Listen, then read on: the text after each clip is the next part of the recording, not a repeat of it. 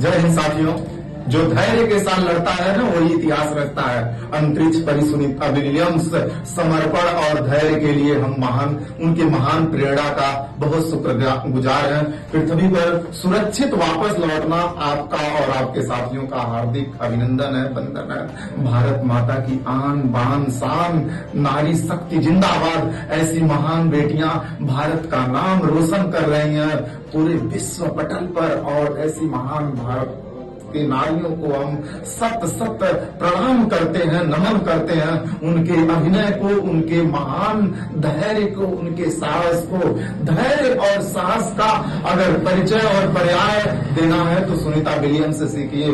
9 महीने 14 दिन बाद अंतरिक्ष से वापस लौटी, और जब अंतरिक्ष से वापस लौटी तो पूरी दुनिया में भारत का डंका बजा, और ये देखकर पूरी दुनिया के लोग अदम्य रह गए कि एक बेटी किस तरह से भारत का नाम रोशन की, और अकेले वहां 9 महीने 14 दिन रहना, और फिर अपने आप को संभालना, अपना साहस से अपने आप को प्रेरणा देना, रिसर्च करना, शोध करना लगातार उनका चलता रहा। और इस तरह से 9 महीने के बाद, 9 महीने 14 दिन के बाद धरती पर वापस आना उनके धैर्य, उनकी निष्ठा, उनके संकल्प, उनकी जीत है। और ऐसी महान नारियों को, ऐसी महान देवियों को हम सत सत प्रणाम करते हैं। उनकी महान प्रेरणा हम सभी देशवासियों के, नारियों के, बालिकाओं के लिए प्रेरणा की बात है कि ऐसे हम खुलकर पढ़ें, लिखें और आगे बढ़ें। ऐसे महान नारी को हम बार बार प्रणाम करते हैं, जो विश्व भर में भारत का जो ने इतिहास बनाए रखा और भारत का नाम रोशन किया।